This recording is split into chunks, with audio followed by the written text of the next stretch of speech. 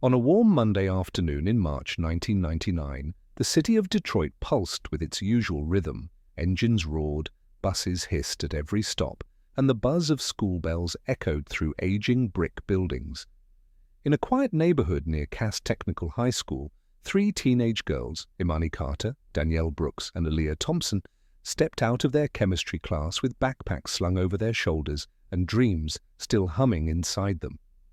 To the world, they were just three black girls laughing about a test, about a weekend birthday party, about nothing and everything. But to each other, they were more than friends. They were sisters by choice, bound not by blood, but by shared notebooks, sleepovers, and an unshakable loyalty that had survived heartbreaks, curfews, and every cruel thing high school could throw at them.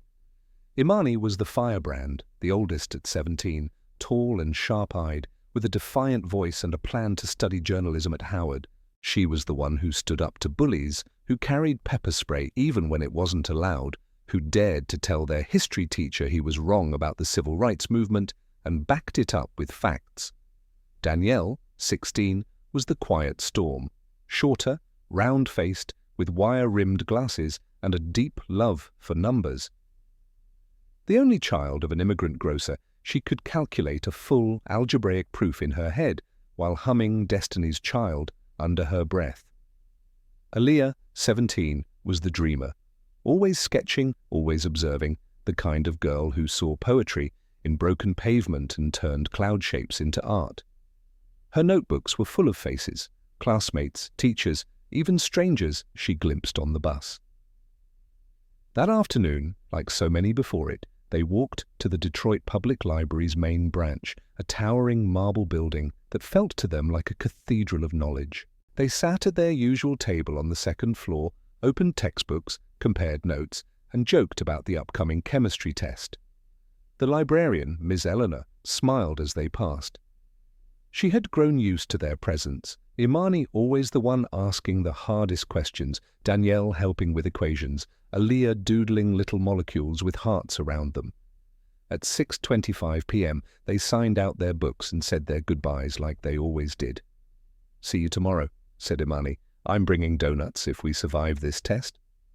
"You always say that," Danielle replied with a grin, tucking her calculator into her bag.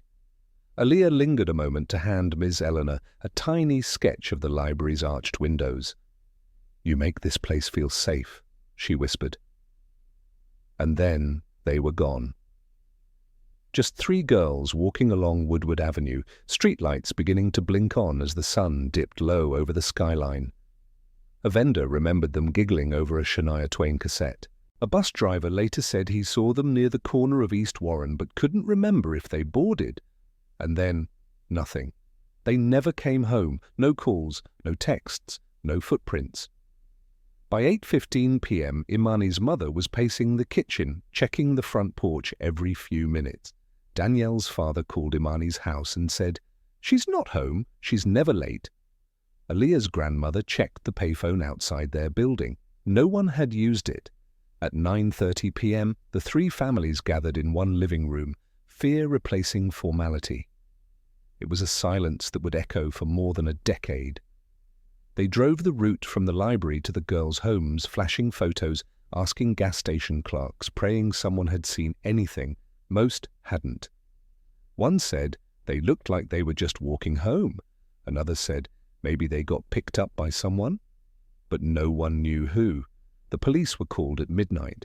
The officer at the desk, a tired man with coffee-stained paperwork, said the same thing families in black communities had heard too often. Wait 24 hours. Teenagers wander, they'll come back. But they didn't.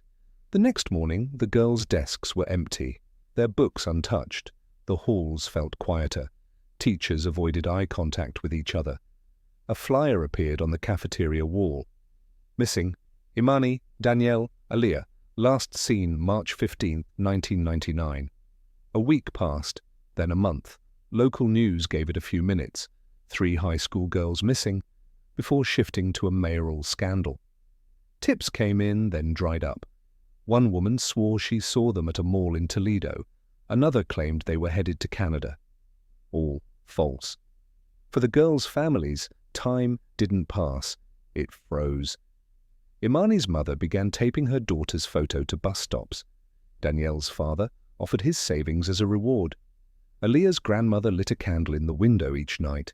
No suspects, no witnesses, no bodies. Oh, just 3 black girls who vanished on their way home from the library, as if the city had swallowed them whole.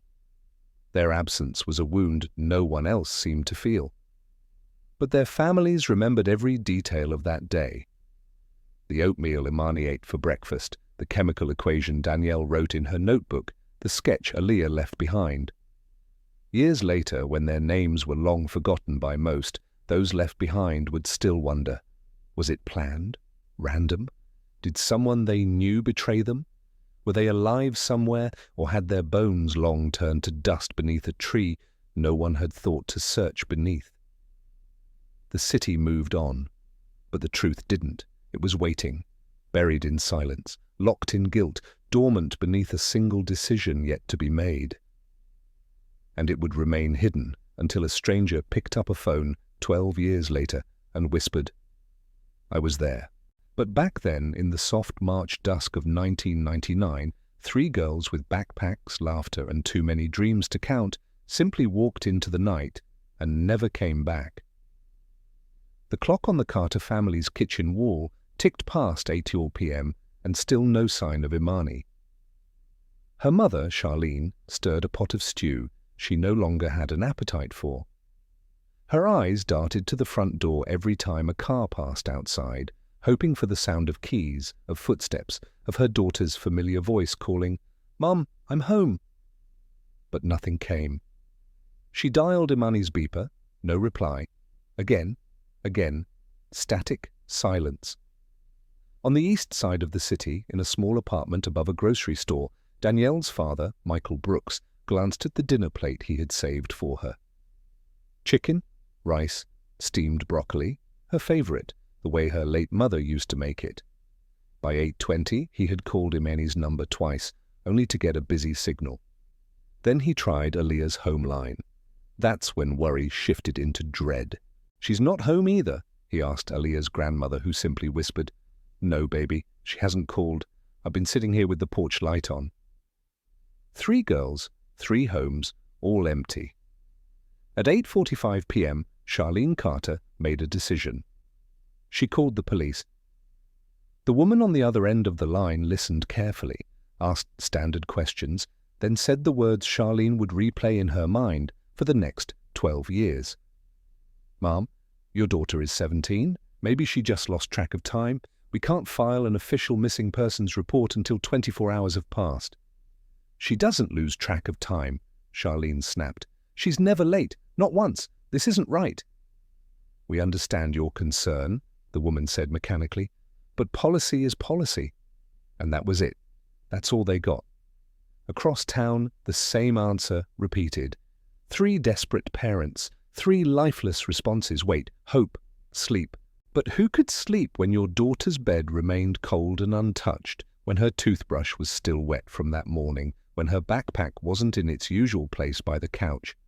At 9:30 p.m. the families gathered at the Carter home.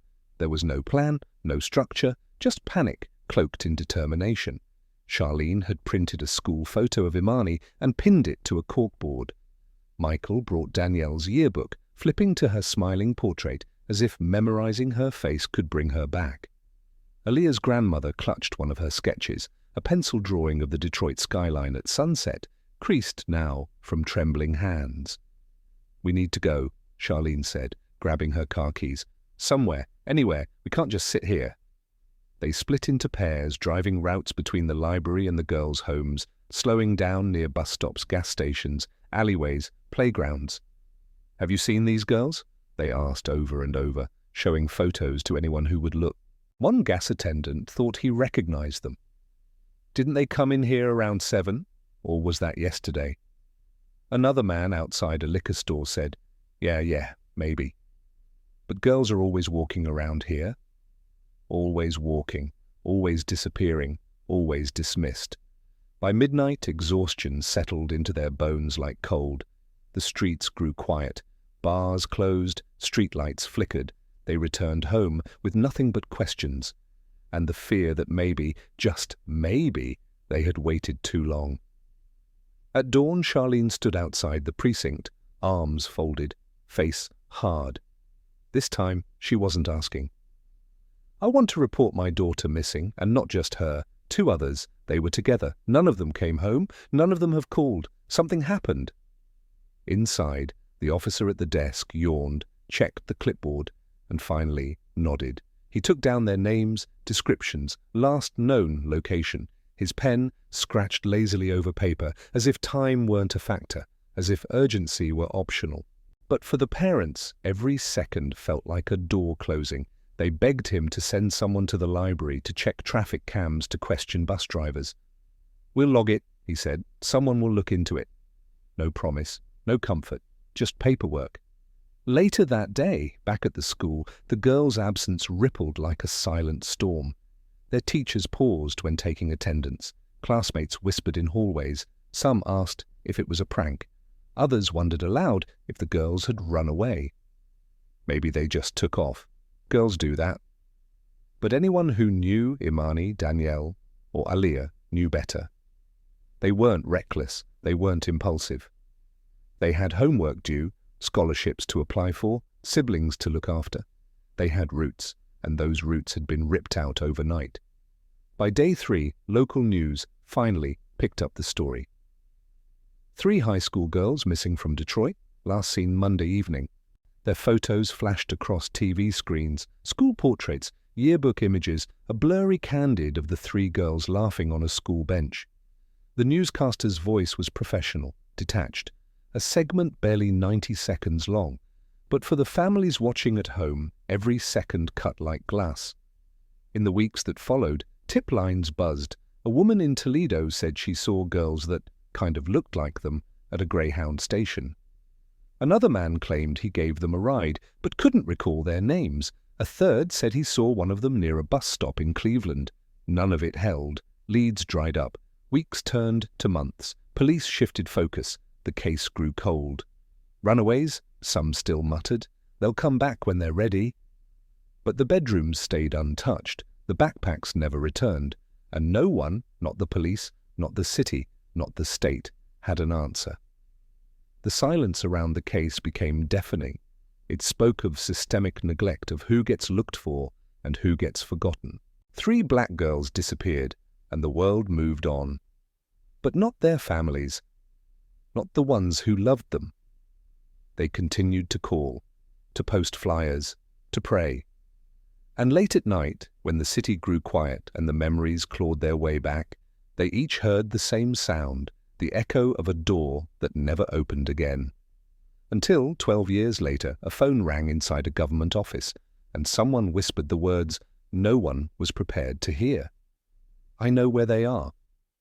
But back in 1999, all they had was silence, and the terrible truth that 8 p.m. had come, and no one came home. There's a rule printed on the back of every missing person's intake form at the Detroit Police Department. It's not written in bold, it's not framed on a wall, but it's spoken in every weary glance, every half-hearted shrug, every sigh behind the desk. Wait 24 hours, then we'll talk. For Charlene Carter, the mother of Imani, that rule was a sentence, short, sharp, and senseless. She had shown up at the station that Tuesday morning with her daughter's school photo, a typed timeline of the night before, and a voice that trembled somewhere between fury and panic. "She doesn't just disappear," she told the officer. "Imani's not like that, and neither are her friends." He glanced at her paper, unimpressed. "Ma'am, teenagers are unpredictable. They fight with parents, they stay over with friends. Give it time." "Time?" She spat the word. "It's been 15 hours. What do you think happens to a 17-year-old girl in 15 hours? The officer looked away. The answer hung in the silence between them. Anything could happen. And most of it was unthinkable. Across town, Danielle's father, Michael, was already doing what he'd always done when faced with a problem no one else wanted to solve. He handled it himself. He printed flyers from the copy machine in his store, tape curling at the edges, ink slightly smudged from his trembling hands. He stapled them to every telephone pole along Woodward Avenue, each flyer bearing 3 faces, his daughter, her 2 best friends, and a single word in bold, missing. He drove their usual routes over and over, memorizing cracks in the sidewalk, scanning every alley, every stoplight corner. No detail too small, no possibility too strange. He even searched abandoned lots, empty buildings, anywhere they might have stopped or, God forbid, been taken. Aaliyah's grandmother Lorraine didn't leave her front porch. She sat in the same wooden rocking chair, a faded shawl draped over her shoulders, her fingers tracing the edges of the sketch Aaliyah had drawn for her the week before, of 3 birds in flight, silhouetted against a stormy sky. She didn't say much, she didn't have to. Every hour that passed without a knock at the door or a call to the house was another thread unraveling in the quilt of her world. And still, the city moved on. Wednesday's newspaper buried the story halfway through the local section. 3 teens still missing. A photo, a quote from school, a bland summary, no front page, no press conference, no outcry, as if 3 black girls could simply vanish into the Michigan cold without setting off alarms. But alarms were ringing in 3 separate homes, in 3 broken hearts, in every mother who saw herself in Charlene, every father who stood with Michael, every grandmother who knew what Lorraine couldn't bring herself to say aloud. Something terrible has happened. At 48 hours, the official report was finally filed. Detectives visited the library and confirmed the girls had signed out at 6:25 p.m. Monday. The librarian remembered them vividly, focused, smiling, polite. One of them, she said, had left behind a little drawing. The artist, she recalled, touching her heart. She gave it to me like it meant something. It did. It always had. The route from the library to the girls' bus stop was retraced. Store owners along the path were questioned. One man remembered them laughing over CDs. Another said he saw them looking at a bus timetable, but the camera at the intersection hadn't worked in over 2 years. There were no security recordings, no definitive trail. They had simply disappeared. Theories started forming almost immediately, as they always do. Maybe they ran away. Maybe they skipped town. Maybe it was gang-related. Assumptions, judgments, excuses, none of them backed by evidence, none of them fitting the lives the girls had lived. No signs of rebellion, no secret boyfriends, no money withdrawn, no notes left behind, nothing. The families knew better, but still the 24-hour rule had done its damage. The window of urgency had closed. Whatever trail had once existed was now faint, muddled by traffic, rain, rumor. The city's heartbeat had drowned out their footsteps. The girls' bedrooms remained untouched. Imani's chemistry book lay open on her desk, equations half memorized. Danielle's calculator sat by the phone, waiting to be picked up. Aaliyah's latest drawing, unfinished, still clung to the corner of her desk. Their absence wasn't just a feeling, it was a fact, tangible, measurable, heartbreaking. By Friday, the investigation slowed, resources were stretched, leads dried up. And though the families screamed into every microphone they were offered, the world stopped listening. As if Detroit had already decided the outcome, as if it had already forgotten. But grief has a way of turning pain into purpose. Charlene began organizing candlelight vigils. Michael spoke at local churches. Lorraine, though soft-spoken, stood at City Hall with a sign that read, "3 girls are missing. We're not going anywhere." And they didn't. Not then. Not ever. While the official investigation faded, the families clung to each other, forming a bond forged not in blood but in unbearable silence. Every March 15th after that, they lit candles, hung new flyers, walked the streets in vigil, holding up signs with the girls' names like shields against forgetfulness. And every year they heard the same empty promise. We're doing all we can. But all they ever had was the rule of 24 hours. A rule that let the trail go cold, a rule that buried their hope beneath paperwork and apathy. A rule that might have cost them everything. Until one day, 12 years later, another rule was broken. a man picked up a phone. He didn't give his name, but his voice trembled when he said, "I know what happened to them. I was there." In the weeks that followed their disappearance, Imani Carter, Danielle Brooks, and Aaliyah Thompson slowly began to fade, not from memory, but from priority. Their faces still hung on street poles, curled and rain-warped. Their names still lived on the tongues of their families, spoken in prayer and protest. But to the system meant to protect them, they were no longer a crisis. They were a case file, a stack of paper left in a drawer that didn't lock, in a hallway no one hurried down. On the books, they were missing persons. In practice, they were ghosts. Charlene Carter watched the shift happen in real time. The first week, detectives knocked on doors, took statements, asked careful questions. The second week, the calls came less often. By week 3, silence had settled over the investigation like a heavy snow. "We're still working on it," they said, when they picked up at all, but no new leads came in. No searches were organized. The last photo of the girls, taken by a classmate during a group project, sat on Charlene's kitchen table, laminated now from handling. She stared at it every night, tracing Imani's half-smile with her fingers, willing the image to speak, to move, to breathe. Michael Brooks had stopped opening his store entirely. The shelves sat untouched, the lights stayed off. Each morning he walked the same stretch of road from the library to the intersection where the girls had last been seen, eyes scanning pavement like he expected to find a dropped earring, a torn page, a trail of something, anything that someone missed. He printed updated flyers every 3 days, changed out the damaged ones, kept a stack in the front seat of his car like a sacred text. "Someone saw them," he would mutter under his breath. "Someone knows." But no one came forward, and in the spaces where answers should have lived, rumors began to grow. "I heard they left town with some older guys. They were probably messing with drugs. They weren't exactly angels, you know." And just like that, the burden shifted, from the people who took them to the girls themselves.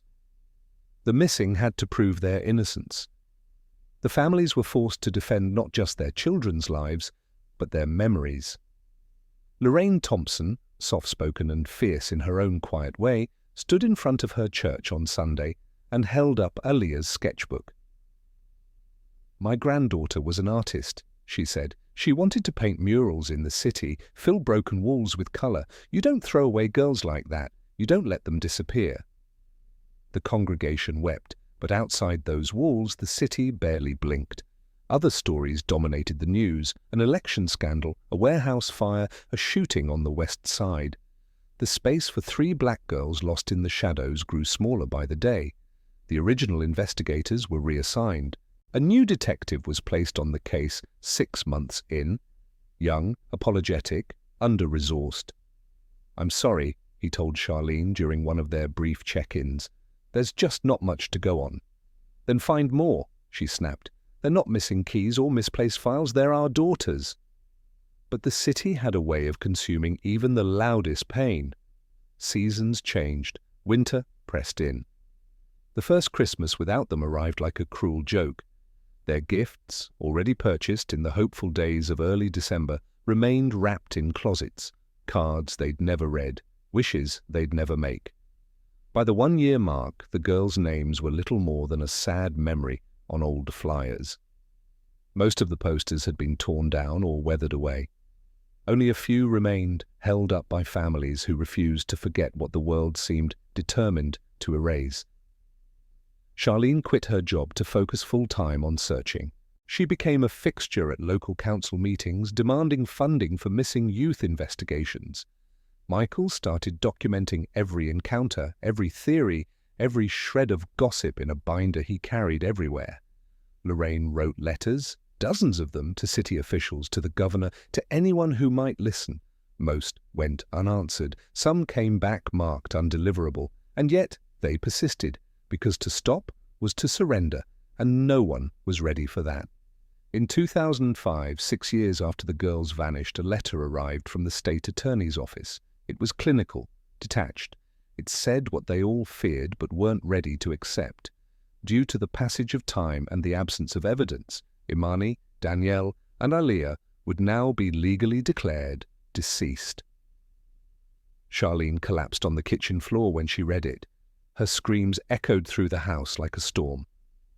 "They didn't die," she shouted. "They were taken. Don't you dare bury them with ink." Michael refused to sign the documents. Lorraine burned hers in the backyard grill. But the declaration stood. It was necessary, the attorney said, for financial closure, for insurance, for school records, for estate matters. But to the families, it was a death without a body, a final insult from a system that had never truly searched. Still, they kept going. Each year, on March 15th, they held a vigil, not just for their daughters, but for every missing girl who never made it home. And every year the crowds grew smaller, the candles burned faster, the wind colder. But they stood anyway. Even as hope thinned, even as strangers asked, "They're still missing?" Even as the city changed around them, and the file sat gathering dust in a drawer, no one opened anymore, lost, like them. Until 12 years later, that file was pulled out again, and a name was written in the margin. Informant, anonymous, claims knowledge of all 3 girls, urgent, call back. And just like that, the wind began to shift. The silence cracked. The system that once forgot began to remember. It was a Thursday afternoon, April 8, 2011, when the phone rang at the Office of Missing Persons in downtown Detroit. The line buzzed once, twice, then connected to a woman named Angela Monroe, an intake specialist who'd handled thousands of calls over the years. She answered with the usual script, barely glancing away from her computer. "Missing Persons Division, good afternoon. How can I help you?" There was a pause, too long to be casual. Then a man's voice, low, shaking like it came from the back of his throat, broke through the static. "I need to talk to someone about the girls, the ones from 1999, the 3 high school girls. I know what happened to them." Angela blinked. Her fingers froze mid-typing. "Sir, can you clarify? Which girls?" "Imani Carter, Danielle Brooks, Aliyah Thompson," he whispered. "They didn't run away. They didn't get lost. They were taken." She straightened in her chair. 12 years. 12 years of silence, dead leads, empty tips. And now, suddenly, a voice claiming to know the truth? It had to be a prank, or a liar, or worse. But something about the way he said their names, carefully, with the soft tremor of someone who'd said them in his head 1,000 times, made her listen. "Sir, I'm going to transfer you to a lead investigator. Please hold." She didn't wait for his reply. Her fingers flew across the keypad, patching the call to the 2nd floor. In a corner office surrounded by cold case files, Detective Robbie Navarro had just set down his coffee when his phone lit up. "Navarro," he said. "I've got a live one for you," Angela's voice said through the intercom. "Says he knows what happened to the Carter Brooks Thompson girls." Robbie stood up so fast he knocked over a folder. The paper fluttered to the floor, but he didn't notice. "Put him through." The line clicked. The silence was thick, heavy like dust in an attic. "This is Detective Navarro. You're calling about the missing girls?" the voice answered, trembling. "I was there. I didn't take them. But I saw it happen. I remember everything." And then the story spilled out, not in full sentences at first, but in fragments. A white Chevy van, a man named Leonard Griggs. The girls were walking from the library. He pulled up beside them, told them he knew their parents, told them there'd been an emergency at home, that he'd been sent to pick them up. "And they believed him?" Robbie asked quietly. "He had a soft voice," the caller said. "He smiled the whole time. Said he had candy in the back seat." The words hung in the air like poison. "How do you know all this?" Robbie asked. The man on the line exhaled, like he'd been holding the truth in his lungs for a decade. "Because I was there," he said. "I worked for him. I rode in the passenger seat that night." Robbie scribbled notes furiously, nodding to his assistant through the glass. Keep him talking, he mouthed. We followed them to a house, the caller continued. Near Highland Park. It was empty back then. They thought he was giving them a ride home. But when the doors locked from the inside, they knew. What happened next? The man's voice cracked. They screamed. I ran. I hid behind a car on the street. I couldn't move. I was just 16. I heard shouting, slamming, then 3 gunshots. 1, 2, 3. The silence that followed was unbearable. Robbie stared at the map on his wall, heart pounding. Where was this house? Fremont Avenue, number 306, green siding, rusted gate. What happened to the bodies? Backyard, the man said. Behind the mango tree, they planted flowers on top to cover the soil. Robbie stood frozen. Mango tree, greenhouse. 3 shots, too detailed to be fake, too sharp to be a hoax. Why now? He finally asked. Why are you coming forward after 12 years? A long breath. Because Griggs is dead. Car crash. 3 weeks ago, I saw it on the news. I haven't slept in 12 years. I hear them every night. They were good girls. They didn't deserve that. And I didn't do anything to stop it. Can you give me your name? No, the man whispered. You don't need my name. You need the truth. I've given it to you. What if we need more? You won't, he said. They're there, all 3. He buried them with something in their hands. He said it was poetic. Robbie's voice dropped. What do you mean? The tall one, Patricia, I think, had a pencil. The quiet one had a calculator. The girl with the laugh, she held a picture of the 3 of them, like she knew they'd never be together again. And just like that, the line went dead. Robbie stood motionless, phone still pressed to his ear. Outside, Detroit moved like any other day, but in that office, time had stopped. After 12 years, a door had creaked open, and behind it waited answers, buried in dirt, beneath a tree, inside a house forgotten by time. The man who'd called would disappear. No name, no number, just a voice. A voice that sounded like it had carried a secret for far too long. A voice that finally said what the system never could. They didn't run, they didn't hide, they were taken, and someone watched it all. From that moment on, Robbie didn't sleep either. The sun had barely risen the next morning when Detective Robbie Navarro stood at the edge of Fremont Avenue, his hands tucked deep into the pockets of his worn trench coat, staring at house number 306 like it had risen from the earth overnight. The street was quiet, almost too quiet, with narrow lots pressed against each other and trees casting long morning shadows across cracked sidewalks. The house looked like any other on the block.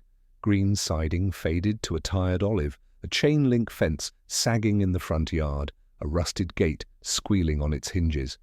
It didn't scream evil, it whispered it. From the outside it was forgettable, but to Robbie it was already unforgettable. He had barely slept since the call. The voice of the informant haunted every corner of his thoughts. Mango tree, flower bed, 3 shots, a picture in a girl's hand. It hadn't felt like a confession, it had felt like a curse being passed down, one that now sat squarely on Robbie's shoulders. A patrol officer met him at the curb, eyes wide with quiet disbelief. "You think it's real?" he asked, nodding toward the house. Robbie didn't answer. He was already walking. Every step through the overgrown grass was heavy, as if the earth itself resisted him. He reached the backyard gate, paused, then pushed it open. The hinges shrieked. The backyard was larger than expected, overgrown, unkempt, cluttered with rusted gardening tools and a broken plastic chair. But there, rising above the tangle of weeds and wildflowers, stood a mango tree, exactly where the caller said it would be. Its roots thick and twisted, its leaves sparse in the Michigan spring, but unmistakable. And beneath it, a patch of soil too neat, too orderly, an attempt at landscaping that didn't match the chaos around it. A flower bed bloomed there, daffodils and lilies reaching toward the sun. But Robbie didn't see beauty. He saw a grave. He crouched beside the bed, fingers brushing the dirt. The ground was soft, loamy, like it had been turned at some point, not recently, but not ancient either. His breath caught. He stood, pulled out his phone, and called in the team.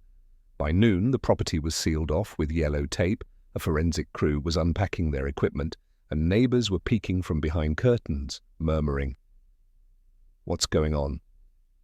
Is this about those girls from the 90s? You think they're really buried here?" Robbie didn't answer them either. He stood in the shade of the mango tree, eyes locked on the flowerbed, waiting. Dr. Elaine Monroe, the forensic anthropologist, arrived just after 12:30. She was calm, precise, and said little.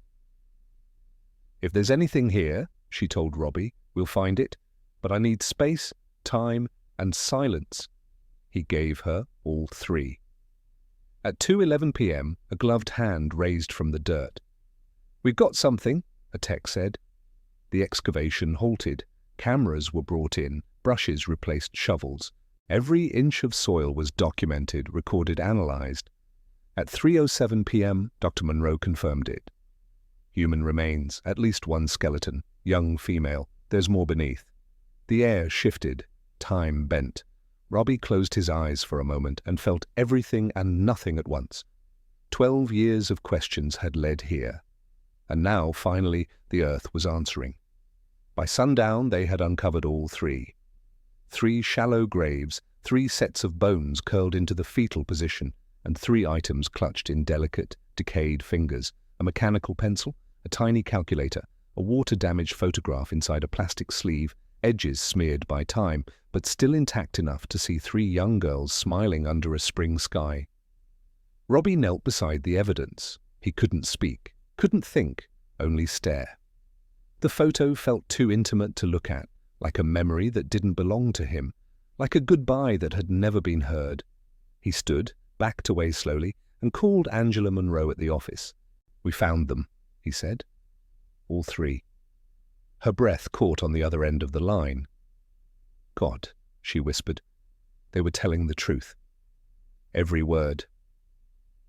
That night, Robbie didn't go home. He stayed at the precinct, reviewing the files that had gathered dust for over a decade, rereading old interviews, replaying every ignored tip, every dead lead. He realized how many times they'd come close, but hadn't connected the dots. And in that quiet moment, he saw the truth not just of the crime, but of the system that failed to stop it. The next morning, he stood in front of the media, shoulders square, voice steady. "We have located the remains of Imani Carter, Danielle Brooks, and Aaliyah Thompson. We are actively investigating the individuals responsible." He didn't say murder yet, he didn't say who, but he knew.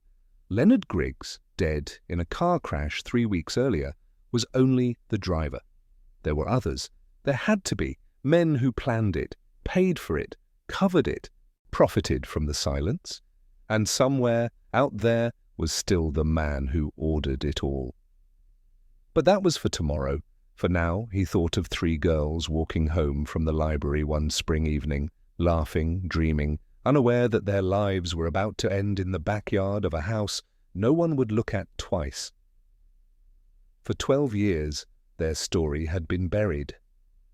Now it was rising. And so was justice. The morning after the discovery, the city woke to headlines that didn't blink. Bodies of 3 missing girls found in Detroit backyard. The names, Imani Carter, Danielle Brooks, and Aaliyah Thompson, were no longer just worn-out words on weathered flyers. They were back, centered, printed in bold, and this time the world was listening. At the Carter household, Charlene sat frozen at the edge of her couch, holding the phone to her ear with both hands, as Detective Navarro spoke in a voice so gentle it felt like it came from a dream or a nightmare. "We found them, Miss Carter," he said. "We believe one of them is your daughter." The world tilted. The words struck like a hammer to her chest. For 12 years she had begged for answers, prayed, demanded, cried until her ribs ached. And now the answer was here. But it wasn't a door opening, it was a grave. "How do you know it's her?" she whispered, barely breathing. Navarro paused. "We found 3 bodies, together. They were buried with personal objects. Items we believe are connected to each girl. What kind of objects? One held a photograph, he said. 3 girls, laughing. We believe it was Imani's. Charlene pressed her hand over her mouth. The photograph. She remembered the day they took it, Imani's 17th birthday. They had gone downtown, had ice cream, danced on the Riverwalk. It was the last time her daughter wore that white headband, the one with tiny pearls. She remembered fixing it just before the picture was snapped. That was the girl they buried. A child who once wore pearls to feel grown up. A soul who carried a photo into death like a talisman against the dark. On the other side of the city, Michael Brooks was already in his truck when the call came. He pulled over, turned off the engine, and listened. Navarro's voice did not waver. One of the girls was holding a small calculator. Casio, worn buttons. It was Danielle's, wasn't it? Michael didn't answer right away. His hands trembled. That calculator had been a birthday gift. He remembered buying it from a thrift shop when money was tight, wrapping it in newspaper, watching her eyes light up. She said it made her feel like a scientist. Now it had become her marker, her gravestone. And Lorraine Thompson, who had buried her own daughter years before and raised Aaliyah like her own, didn't cry when she got the news. She just nodded, as if she had already known. "Was it the pencil?"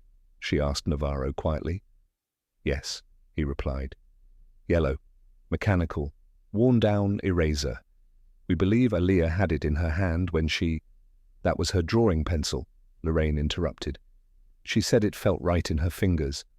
She closed her eyes. She must have been scared, and still, she held on to that pencil. As the families grieved privately, the investigation roared forward. Forensics confirmed the remains. 3 teenage girls. All died the same night, March 15th, 1999.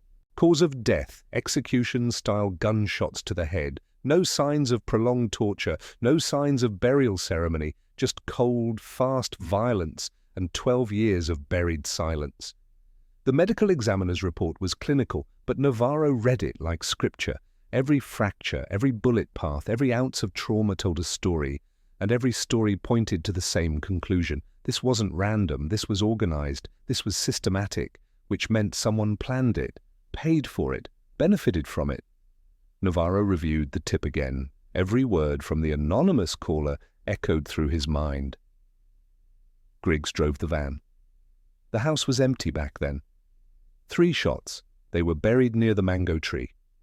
Everything checked out. Every detail matched. But now he needed to move forward. He needed to chase the man the caller had mentioned in passing, the one with grey whiskers, the one who gave the orders, the one who called them merchandise. He dug into Griggs' records. Leonard Griggs, age 45 at the time of the abduction, worked for a Detroit-based logistics company called Lakefront Freight and Storage. Small outfit. No digital records, paper only. Navarro pulled the 1999 employee files from the archives, cross-referenced delivery routes, searched for aliases. Buried deep inside a payroll document was a signature he recognized from the property deed of 306 Fremont Avenue, Victor Ellison, businessman, landowner. Once listed as Griggs' subcontracting supervisor for delivery routes that curiously didn't exist. Navarro leaned back in his chair, stunned. Victor Ellison had owned the house in 1999, sold it in 2000. The timing aligned perfectly. His name hadn't surfaced in 12 years because it had been buried beneath layers of LLCs and shell companies. But now Navarro had it. He cross-checked Ellison with former employees, with missing girl cases in the late 90s. The pattern emerged slowly like blood rising through a white shirt.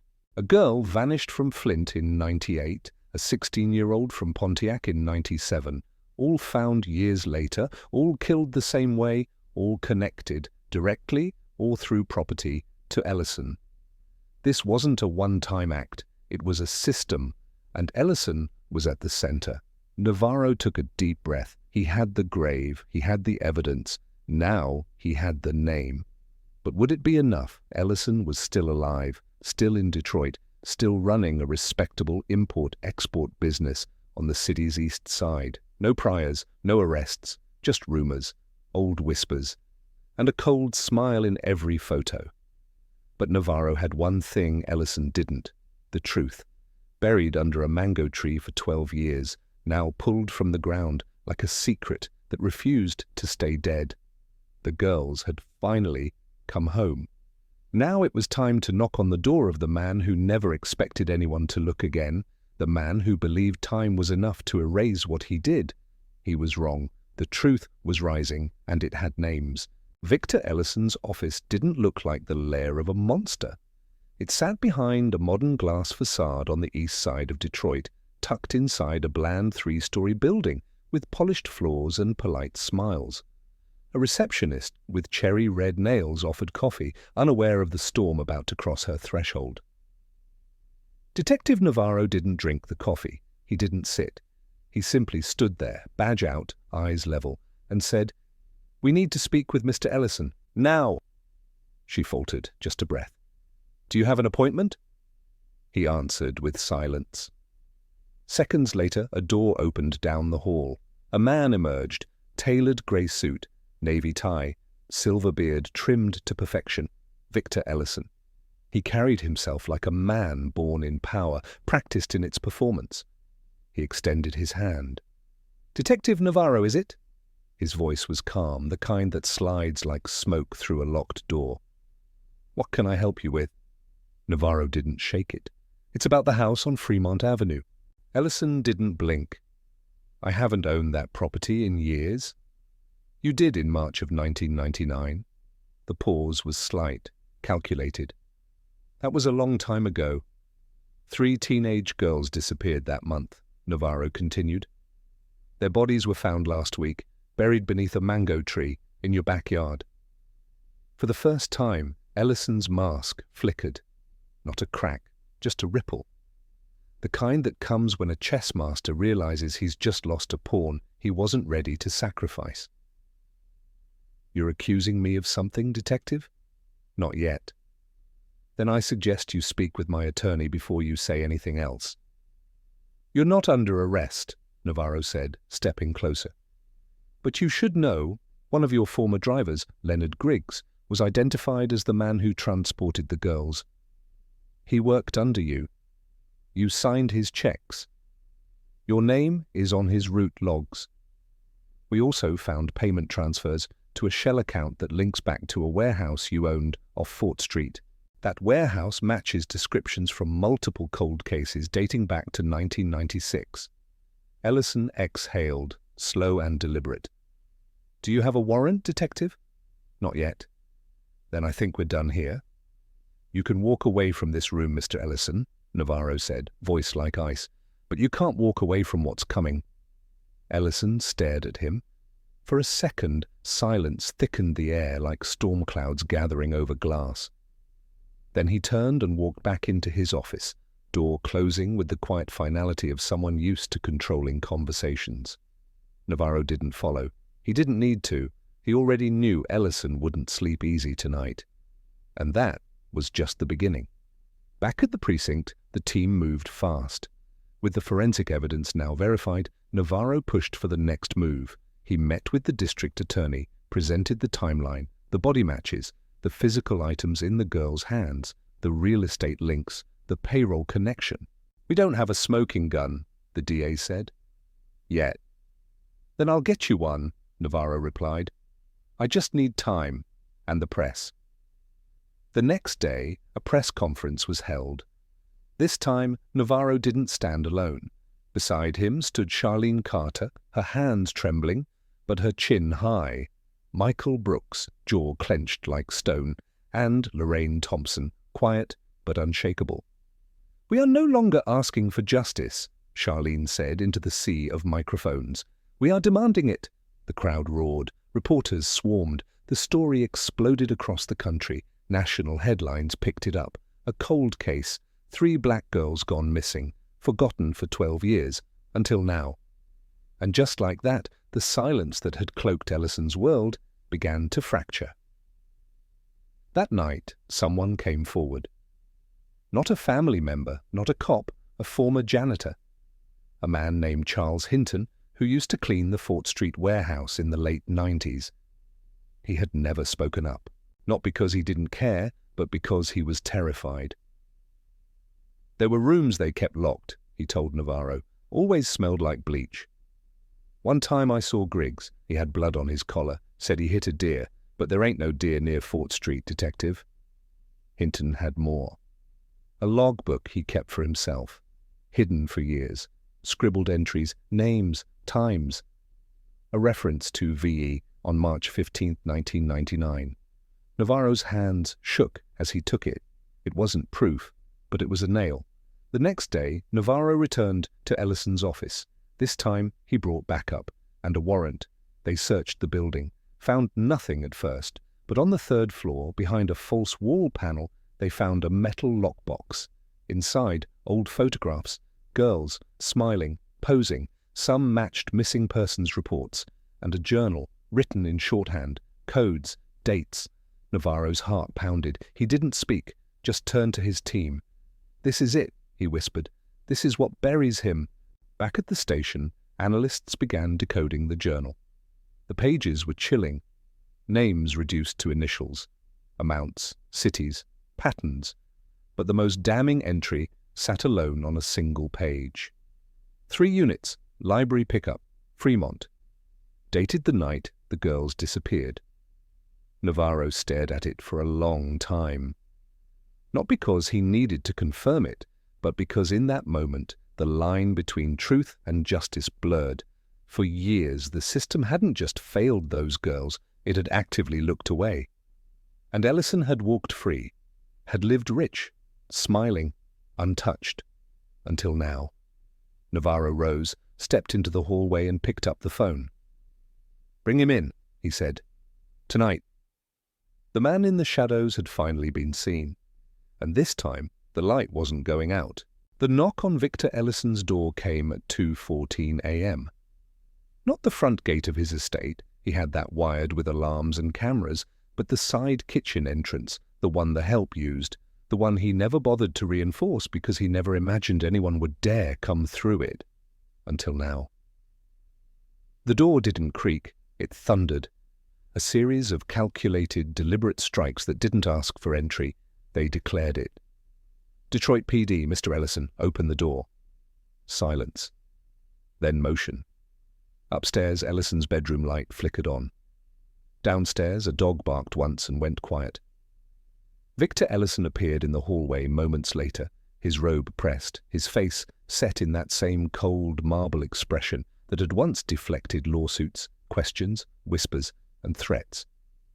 But this time was different. Navarro was standing at the threshold, warrant in hand, badge lit by the hallway's soft security light. "Victor Ellison," he said, "you are under arrest for the murders of Imani Carter, Danielle Brooks, and Aaliyah Thompson.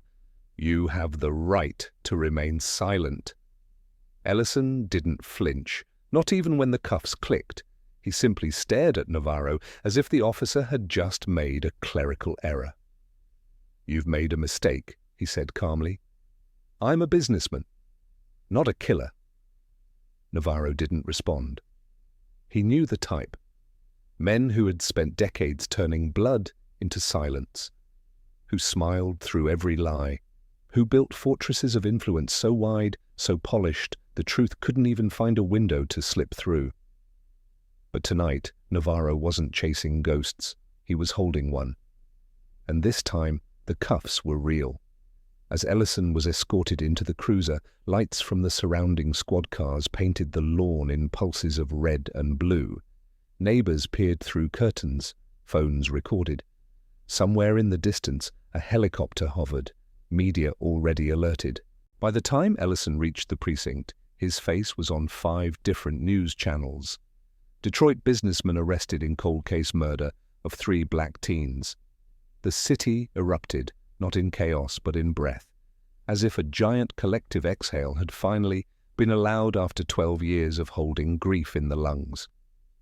Charlene Carter was awake when the news came. She didn't cheer, didn't cry. She simply sat at the edge of her daughter's empty bed, holding the photo of the 3 girls, the same one recovered from the grave, and whispered, "Baby, they finally see you." Across town, Lorraine Thompson lit a candle. She placed it next to Aaliyah's sketchbook. One page, the last one Aaliyah had drawn, had always haunted her. 3 faceless girls standing under a twisted tree. Lorraine had never understood why she drew it. Now she knew. Michael Brooks didn't speak when the call came. He just stood on the porch of his small house, looked up at the sky and mouthed, "Thank you." At the station, Navarro sat across from Ellison in an interview room. The businessman no longer looked polished. No tailored suit, no expensive watch, just a white shirt and a single vein throbbing in his temple. "There's no jury that'll convict me," he said with a smirk. "You don't have what you think you have." Navarro dropped the journal on the table. Then the photographs. Then the witness statement from the janitor. Then the forensics report. "I have enough," Navarro replied. Ellison leaned back, calculating. "You still need motive. You still need proof of intent. All you've got are scribbles and bones." "We also found your DNA under one of the girl's fingernails," Navarro said, his voice like a slow blade. "Imani scratched you before she died. You bled." For the first time, Ellison blinked. Barely. But it was enough. Navarro leaned in. "You called them units, merchandise. You sold girls, didn't you?" Ellison didn't answer. "How many others, Victor?" Silence. "How many kids?" Still nothing. Navarro rose. "We'll keep asking, and this time you won't hide behind money or silence, because every name in that journal, we're finding them. Every girl, every boy, and they'll know this ends with you." Ellison remained seated, but the smirk was gone. What Navarro didn't know, what no one outside the task force knew yet, was that the journal had more than one list. There was a second set of pages, untitled, coded, but patterns were emerging. Cities, initials, international transfers, which meant Ellison wasn't the top, he was just the first domino. That night, Navarro returned home for the first time in 3 days. He sat on the couch in the dark, the glow of city lights slipping through the blinds, and pulled out a copy of the photo. The girls smiling under a sun that once promised them futures. He stared at it for a long time, then whispered, "We're not done." Not until every shadow's dragged into the light. Because justice wasn't just about one man in handcuffs. It was about every parent who waited by the window, every sibling who kept an empty chair, every name that went unspoken. Ellison was only the beginning, and the city was finally awake. The morning after Victor Ellison's arrest, the city of Detroit did not wake gently. It trembled with the weight of what had surfaced. Across news networks, radios, group chats, and school hallways, 3 names were finally spoken with reverence. Imani Carter, Danielle Brooks, Aaliyah Thompson, no longer just photos on a milk carton, no longer footnotes in cold case files.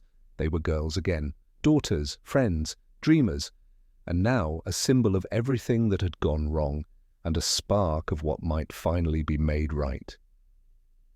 At City Hall, crowds gathered with candles and signs bearing their faces. It wasn't a protest, it was a remembrance.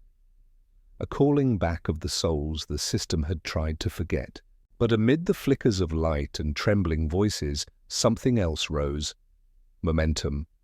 And behind the scenes, the task force knew Ellison was never the final chapter. He was simply the door.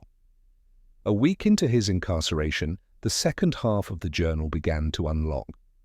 FBI cryptologists working with Navarro's team cracked a set of coordinates, bank account references, and initials that tied Ellison not just to Detroit, but to Houston, Atlanta, and even Toronto. "It's a network," Navarro said during a closed-door meeting, and he wasn't selling girls to satisfy his own sickness. He was supplying others. The implications were horrifying. The journal listed 19 names in total. 12 of them matched missing person cases that had once gone unnoticed. Runaways, kids in foster care, undocumented teenagers, girls whose disappearances barely made a headline. One in particular, JA, 2002 bus stop, matched the case of Jamila Anderson, a 14-year-old who vanished while walking home from school in Milwaukee. Her parents had never stopped searching. Navarro made the call personally. When Jamila's mother heard his voice, she didn't scream, she didn't cry, she simply whispered, "Is my baby coming home?" And Navarro, for once, didn't know what to say, because sometimes justice didn't mean return. Sometimes it just meant being seen. That same week, Griggs, the former driver, cracked.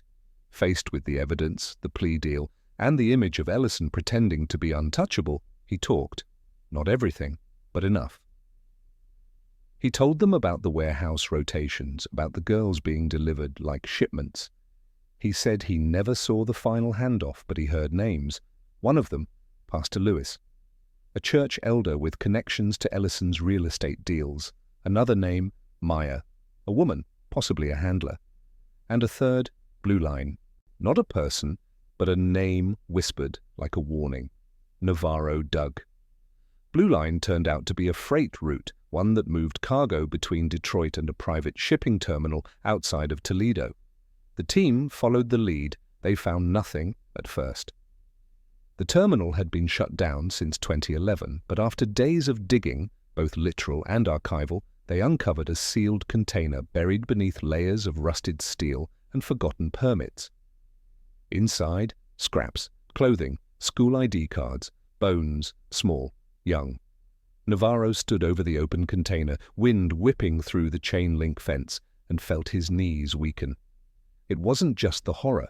It was the knowledge that the city had driven past this place for a decade, that no one had looked, no one had questioned. Because the missing weren't sons and daughters of power, they were black, poor, vulnerable. And so the silence had grown, and so had the graveyard. "We're going public with this," Navarro told the DA. "All of it. The victims, the network, the cover-ups. People need to see what looking away costs." The press conference that followed shattered records. National attention flooded in. Civil rights groups mobilized. Investigative journalists reopened dozens of cases. Survivors began to speak, one after another. Some told of near escapes, some of friends who never came back. A woman named Tanisha Collins came forward, her voice shaking on national television. "I was 15. They tried to take me. I ran. They didn't chase me because I was already bleeding, already screaming. No one believed me, not even the cops. But I remember the car. I remember the man. It was Griggs." And in that moment, the room held its breath. Not because it was new, but because it was proof. These girls had been shouting all along. The world had simply covered its ears. Ellison's trial was set for 6 months later, but Navarro knew the war was far from over. For every lead they followed, 3 more surfaced. The more they uncovered, the more the picture darkened. Ellison was just one mask, one polished, press-ready monster. But there were others, lawyers, businessmen. A retired judge whose name appeared in financial transfers, a former youth pastor whose phone number was scribbled in the journal's margin. And behind all of them, money, lots of it. Navarro knew what they were up against. These weren't just predators. They were architects, builders of silence, masters of disappearing the already invisible. But this time, the walls were crumbling. Because once the forgotten begin to speak, the echoes do not fade. They sharpen, they multiply, they scream. One night, Navarro walked past a mural downtown, freshly painted. It showed Imani, Danielle, and Aaliyah standing beneath a blazing sunrise. In their hands were keys, not to a door, but to a reckoning. Below it, in bold white letters, someone had spray-painted, "We were never lost. You just stopped looking."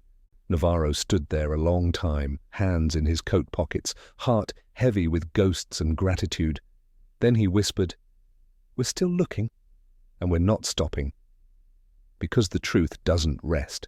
And justice isn't a moment, it's a mission. The courtroom was colder than expected, not in temperature, but in spirit. It wasn't the wood panels or the polished silence that made it feel that way, but the weight of memory sitting on every bench, breathing down every neck. Victor Ellison sat at the defendant's table in a navy suit 2 shades too dark for the daylight, his hands clasped in front of him, face unreadable, as if he'd walked into a meeting rather than a reckoning. But across from him, seated just feet away, were rows of mothers who had not held their daughters in over a decade, fathers who'd been blamed, judged, forgotten, siblings who carried hollow birthdays in their bones. This wasn't just a trial, it was an exorcism, a slow, public peeling back of what power had once buried. The prosecution opened with facts, undeniable, irrefutable, brutal. DNA found beneath Imani's nails, witness statements, the journal, financial transfers, warehouse records, phone pings near Blue Line terminal, and the photos, the ones of the girls laughing in the summer before their disappearance, then the ones unearthed near the abandoned site. But the moment the courtroom truly shifted was when Charlene Carter took the stand. She wore a blue blouse, the same color as the dress Imani had worn to her 8th grade dance, and a pendant around her neck that held her daughter's baby tooth polished like a pearl. Her voice didn't shake when she began. It trembled after the second sentence. "The last thing Imani said to me," she whispered, "was that she'd be back before dinner. She never was." The room held its breath. "I reported her missing the next morning," Charlene continued, eyes burning but steady.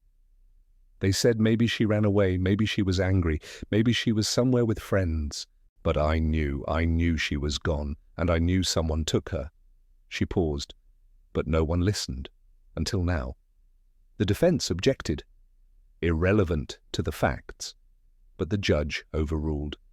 "She's not just a mother, she's a witness to your silence." One by one the families followed, Lorraine Thompson, tears streaking her cheeks but her voice sharp as glass, Michael Brooks, quiet and dignified, reading the poem Danielle once wrote at age 11 about freedom and sunlight and what she'd do when she turned 20. And then came the unexpected witness, Tanisha Collins. Navarro had warned the team her testimony would be volatile, personal, and unpredictable. But what she gave was a lightning rod. "They took me in a van like I was luggage," she said, standing tall in the witness box, braids pulled back, scars visible beneath her sleeves. Ellison wasn't just behind it, he was in it. He watched, he picked, he told them who to keep and who to sell. The courtroom murmured. The judge banged the gavel, but it didn't matter, the words had already landed. "They said girls like me didn't matter. They called us liars. They said we just wanted attention." She looked at Ellison, then straight ahead. "But I survived, and I didn't survive to stay silent." Navarro sat at the back of the room, watching it unfold, watching the wound finally be opened, cleaned, seen. Justice wasn't just about the gavel, it was about the hearing, the choosing to believe. The prosecutor's closing arguments were not fireworks, they were fire. This case is not about one girl, or 3 girls. It's about a system that decided some lives were disposable. It's about the man who used wealth to erase voices. It's about the families who begged for help and were told to grieve quietly. Well, no more. Today we tell the truth. And the truth is Victor Ellison stole futures, and now he must lose his own. The jury deliberated for 9 hours. And when they returned, the air was different. Not hopeful, hollow, heavy, sacred. The forewoman stood, voice taut. On the charge of first-degree murder in the death of Imani Carter, guilty. A sob broke out. On the charge of first-degree murder in the death of Danielle Brooks, guilty. A hand clasped another. On the charge of first-degree murder in the death of Aaliyah Thompson, guilty. Navarro closed his eyes. In that moment, it wasn't about revenge. It wasn't about victory. It was about validation. The courtroom erupted, not in cheers but in release, in weeping, in clutching strangers like family. Because justice, when it finally arrives, doesn't walk through the front door. It limps in, carrying names the world tried to forget. Ellison didn't react. He simply blinked. Once.